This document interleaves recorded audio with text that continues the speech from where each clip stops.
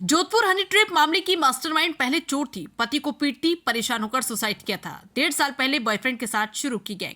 चेन्नई की व्यापारी को किडनैप करवाकर हनी ट्रैप में फंसाने वाली मास्टरमाइंड लीला पहले चोर थी। बार बार पकड़े जाने के कारण उसने क्राइम प्रोफेशन बदलने का प्लान बनाया। अपने बॉयफ्रेंड के साथ मिलकर हनी ट्रैप गैंग बनाई। लीला ने व्यापारी के सामने खुद को मजबूर बताया था। पति की मौत के बाद अकेली और असहाय होने का नाटक किया था, जबकि कहानी कुछ और ही थी। 1.5 साल पहले पति ने लीला से परेशान होकर सुसाइड कर लिया था। वो उसे पीटती थी और अपने कामों में दखलंदाजी ना करने की धमकियां देती थी। विवेक विहार एसएचओ दिलीप खदाव ने बताया कि 17 फरवरी को विवेक विहार थाने में एक युवक का कॉल आया था। उसने बताया कि चेन्नई से आए उसके एक रिश्तेदार को जोधपुर में कुछ लोगों ने किडनैप किया है। ये आरोपी वीडियो कॉल कर रिश्तेदार की पत्नी को डरा धमका रहे हैं और 10 लाख रुपए की डिमांड कर रहे हैं। पुलिस ने युवक से कॉलिंग नंबर लिए और लोकेशन ट्रेस कर विवेक विहार इलाके में कार में 4 आरोपियों को पकड़ा। ये लोग पीड़ित के साथ कार में ही मारपीट कर रहे थे। पुलिस ने ही चेन्नई से आए व्यापारी को छुड़ाया। पुलिस ने इस मामले में गैंग की सरगना लीला उम्र 36 साल, पत्नी महेंद्र चौधरी निवासी जुझंडा, प्रहलाद उम्र 35 साल और मांगीलाल बिश्नोई निवासी खेतासर ओसिया, सुभाष चंद्र 29 साल निवासी नौखड़ा भाटियान और रविंद्रनाथ और प्रवीण उम्र 27 साल निवासी गठिया पुलिस थाना गोटन को गिरफ्तार किया। एसएचओ दिलीप खदाव ने बताया कि पूछताछ में सामने आया कि लीला पिछले 4 साल से प्रवीण के संपर्क में थी। इसके चलते उसका पति महेंद्र चौधरी काफी परेशान रहता था। उसने लीला को कई बार समझाया था कि क्राइम का रास्ता छोड़ दे, लेकिन वो नहीं मानी। पुलिस की पूछताछ में सामने आया कि लीला कई बार पति के साथ मारपीट भी कर चुकी थी।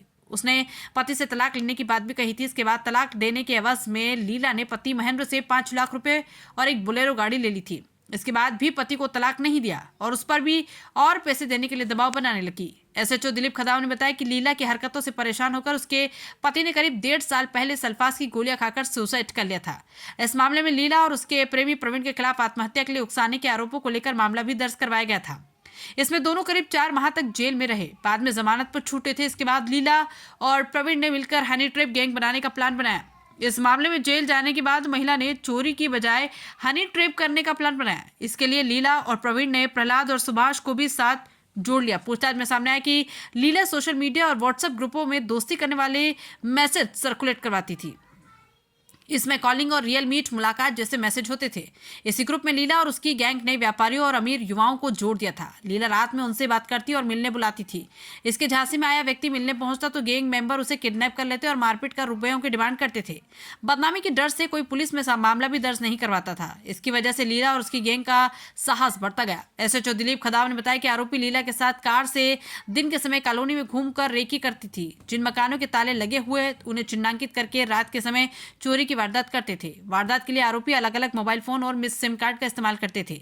इसके बाद प्रवीण और लीला के गोकुल धाम सोसाइटी कुड़ी भक्ता सानी किराए के फ्लैट पर ही माल का बंटवारा होता था। लीला, प्रवीण और साथी गैंग के लोग जिस जगह पर चोरी की वारदात को अंजाम देते थे वहां उपयोग में ली हुई सिम को तोड़कर फेंक देते थे ताकि पुलिस लोकेशन ट्रेस न कर पाए।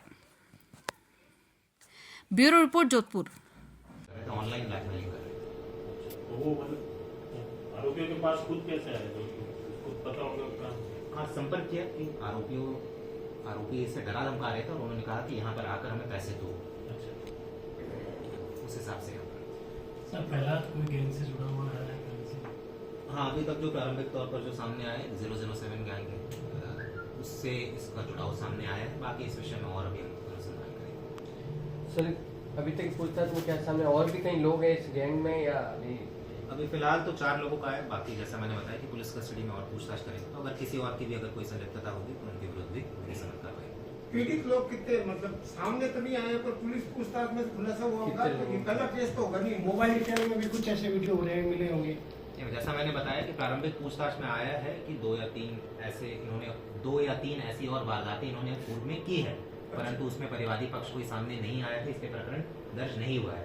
उस दिशा में भी हमारा प्रयास रहेगा कि अगर हाल फिलहाल हुआ है या जब भी हुआ है तो उसमें भी हम प्रकरण दर्ज करके इनके विरुद्ध कार्रवाई। नहीं, इस जो ये साजिश रच रहे हैं, इस केस को करने के लिए परिवादियों से मुलाकात करने का प्रयास होगा ना? करने वाले पीड़ित पक्ष है, जो पीड़ित पक्ष अभी तक सामने नहीं आया है। इनके इनसे पूछताछ में पता लगा होगा फलाना अभी करेंगे। अभी ये तो प्रारंभिक तौर पर अभी आया, बाकी डिटेल में पूछताछ करेंगे और अगर ये सब चीजें का वेरिफिकेशन हो जाता है, तस्दीक हो जाती है, तो जो भी कार्रवाई बनती है वो करेंगे। सर ये जो इसको लेके घूम रहे 2 दिन, तो पुलिस को इनको इसके घर वालों ने किस हमारे पास एक बेसिकली जान पहचान वाला है इसका, जिसको पता चला कि इसको इस तरीके से घुमाया जा रहा है, तो उसके माध्यम से फिरौती का भी मामला है। बिल्कुल जैसा मैंने बताया है कि बड़ौदा गुजरात में 1 करोड़ की फिरौती मांगने का एक मुकदमा दर्ज हुआ था, जिसमें ये गिरफ्तार भी हुआ था और फिलहाल ये वहाँ से बेल पर है। तो इन सब केसेस में भी बेल कैंसिलेशन कराने की हम प्रक्रिया करेंगे कि बेल पर आने के बाद अगर कोई इस तरह की गतिविधि करे तो बेल कैंसिलेशन का प्रोविजन है, तो हम वहाँ की पुलिस को भी सूचित करेंगे ताकि उन केसेस में भविष्य में से ऐसे अपराधियों को बेल ना मिले। विवादी है जिसको कुछ लोग हनी ट्रैप करके ब्लैकमेल कर रहे हैं और 10 लाख रुपए की फिरौती मांग रहे हैं। सूचना प्राप्त होते ही और घटना की गंभीरता को देखते हुए थाने लेवल पर SHO विवेक बिहार के सुपरविजन में स्पेशल टीम का गठन किया गया और इनके द्वारा त्वरित कार्रवाई करते हुए 12 घंटे के अंदर हमने इस पूरे गैंग को पकड़ लिया है। इस गैंग में अभी तक कुल 4 लोगों का नाम आया है और 4 लोगों को हमने गिरफ्तार किया है। इन 4 लोगों का अगर हम आपराधिक रिकॉर्ड देखें तो जो इसमें मुख्य जो गैंग का जो लीडर है वो प्रहलाद बिश्नोई है, जो कि मिल्स थाना उसिया का रहने वाला है और इसके विरुद्ध पूर्व में 14 प्रकरण हत्या, अपहरण, फिरौती, लूट, NDPS एक्ट, आर्म्स एक्ट के दर्ज है। और ये व्यक्ति अभी बड़ौदा गुजरात में 1 करोड़ की फिरौती में ये भी जेल रहकर आया और फिलहाल बेल पर है।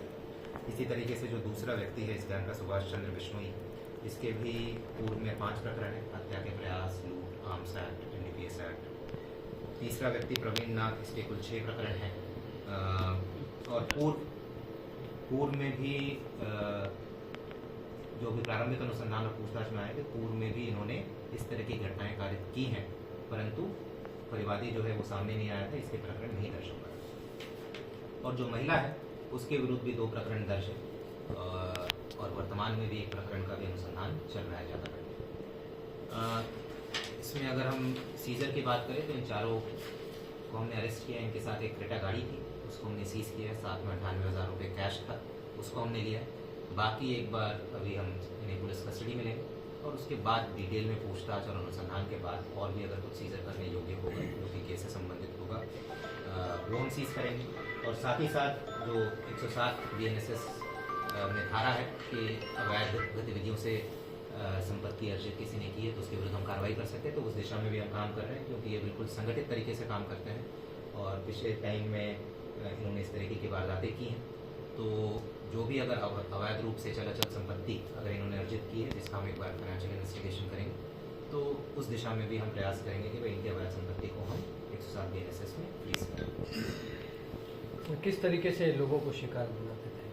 ये बेसिकली ये जो महिला है ये फेसबुक या इंस्टाग्राम या किसी सोशल मीडिया के माध्यम से लोगों के संपर्क में आती थी, उनसे दोस्ती करती थी, फिर उनके अश्लील वीडियो बनाती थी और उसके बाद फिर ब्लैकमेल करती थी। इस मामले में क्या हुआ सर? इसको कैसे फंसाया? ऐसे ये इंस्टाग्राम के माध्यम से संपर्क में आए थे और फिर इनकी दोस्ती हो गई।